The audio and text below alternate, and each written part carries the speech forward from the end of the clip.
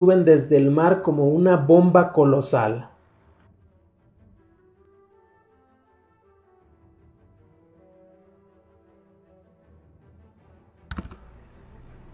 Aquí mostramos cómo se veía el ojo del huracán al momento de tocar tierra en las costas de Nueva Orleans. Se puede ver claramente el ojo y sus paredes de nubes formadas por corrientes de aire categoría 3. Realmente impresionante.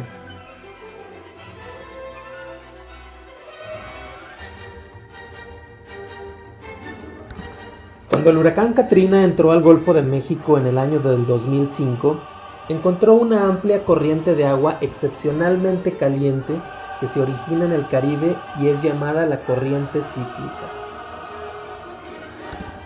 A medida que Katrina se movió por esta corriente, sus vientos se intensificaron a 280 km por hora, es decir, categoría 5. Al mismo tiempo, una serie de pequeñas tormentas literalmente explotaron dentro de la misma tormenta. Esto lo podemos ver en la siguiente secuencia de fotos tomadas desde el satélite.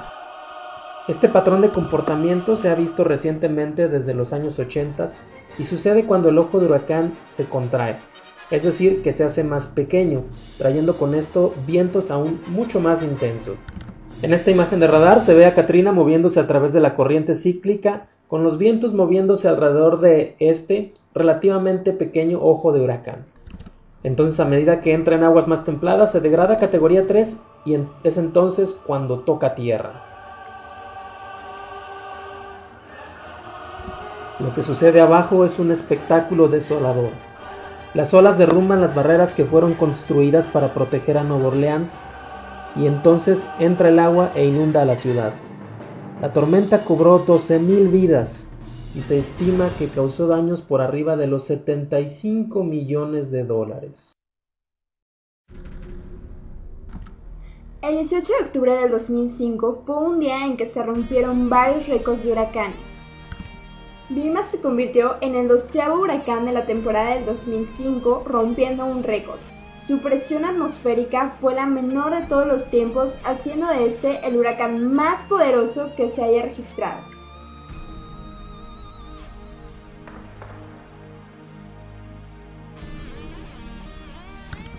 Vilma rompió otros récords también, ya que en menos de un día subió de intensidad de categoría 1 a categoría 5.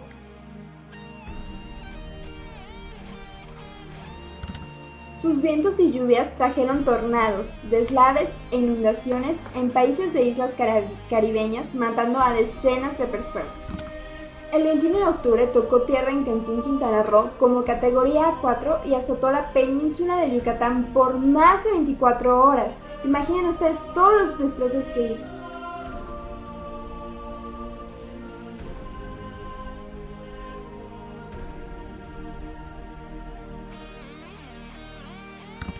Por fin salió de Yucatán y se dirigió a Florida, enviando mareas altas que inundaron La Habana, Cuba.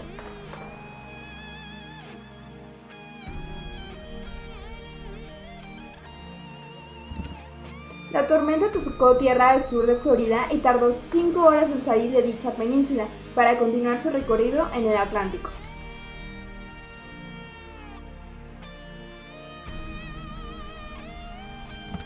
A su paso, Vilma dejó 6 millones de personas sin energía eléctrica. Aquí podemos ver las inundaciones ocasionadas por la marea alta en Florida. Con el huracán Faye disipándose en septiembre de 2008, Gustav se formó en el Caribe y se encaminó al Golfo de México, fortaleciéndose como categoría 4. Gustav pasó también por Cuba en la ya conocida corriente cíclica. A medida que se acercó a la costa, se volvió a intensificar para tocar tierra en una zona relativamente despoblada al oeste de Nueva Orleans. Con la experiencia de Katrina aún fresca, las autoridades se vieron forzados a evacuar Nueva Orleans en lo que fue la mayor evacuación nunca antes vista en los Estados Unidos.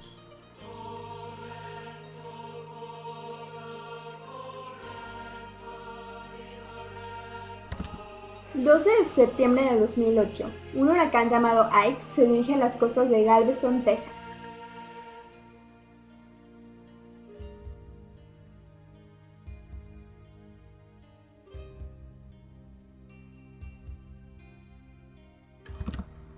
El ojo de la tormenta, en donde los vientos más intensos están, aún está a cientos de kilómetros. Sin embargo, la marea ya se ha esparcido por la mayor parte de la isla.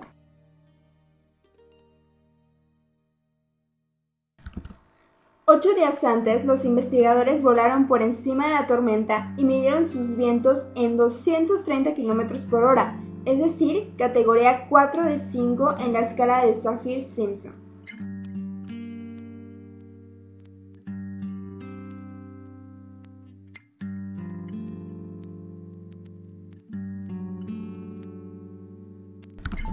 A medida que pasó por Cuba, más de 1 millón de personas fueron evacuadas y la tormenta cruzó por todo Cuba.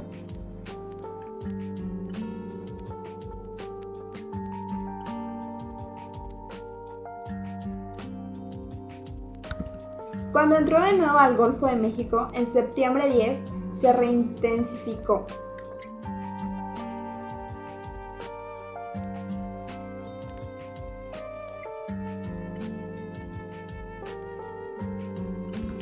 A los residentes de Galveston se les ordenó evacuar, y la mayoría así lo hizo, pero miles se quedaron para enfrentar la tormenta.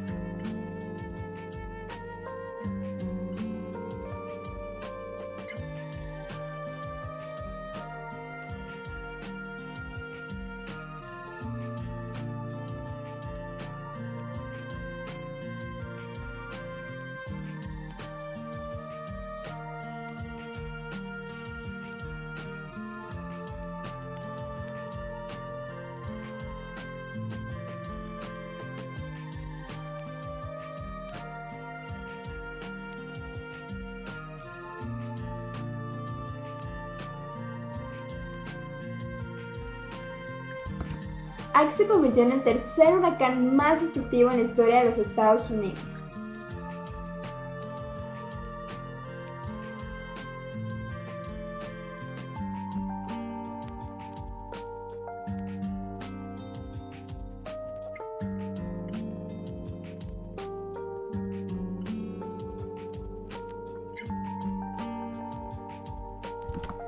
Pero bueno, no es la primera vez que pasa esto en Galveston. El 6 de septiembre de 1900, enormes olas comenzaron a golpear la costa de Luisiana y Mississippi.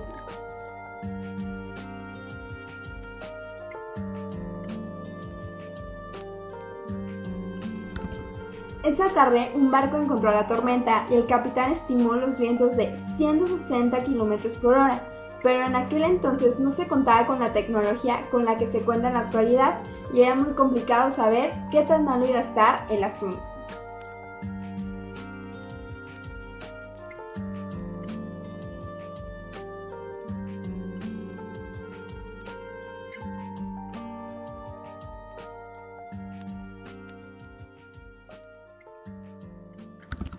Ese día el huracán tocó tierra como categoría 4.